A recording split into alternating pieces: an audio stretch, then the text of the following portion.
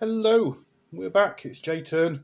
We're on day 5 of the build. So we did a video right at the start, which was showing you my existing rig and what I was trying to build. Now this is my computer screen, and this, once again, is the form follows function number 1, Niels Heusinkveld design, and that is ultimately what we're aiming for. But apart from, you see the bit at the top with the blue monitor on, that's not what we're going to do. We're going to rotate the monitor on our screen.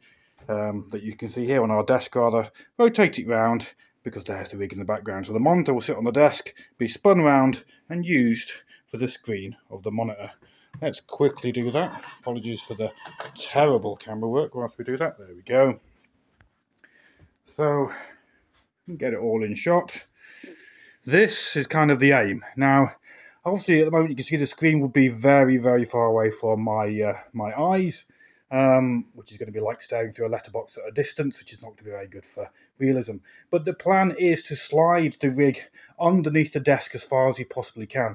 Now at the moment, the desk legs are not wide enough, but we knew that when we started the design. That wasn't a design oversight. I've made a few, but this wasn't one of them.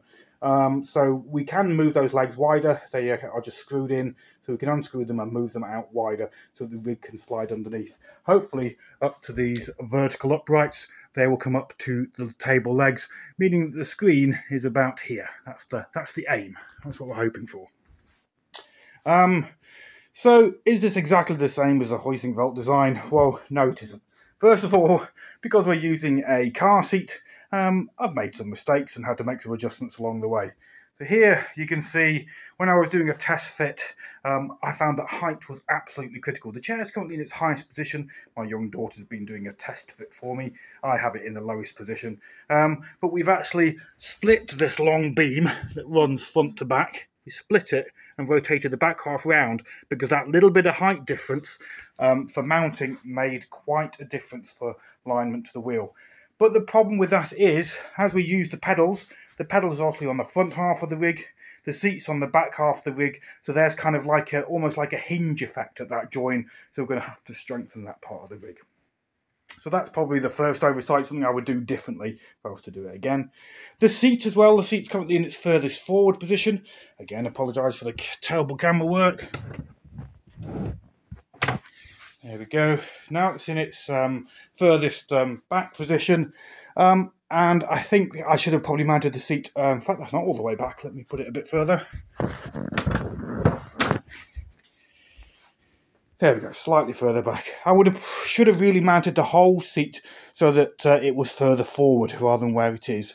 It's still perfectly usable. We can make it work, but I think I've probably mounted it a little bit too far back. But so far, it's looking okay. We've got the pedal plate. Very pleased with the pedal plate. The Cheapomatic design. Very adjustable here. So you can move that forwards and backwards. That pedal plate is quite clever. Just 2 bolts going into various holes on there. Not completely finished, but not far off. Right, enough of my terrible camera work.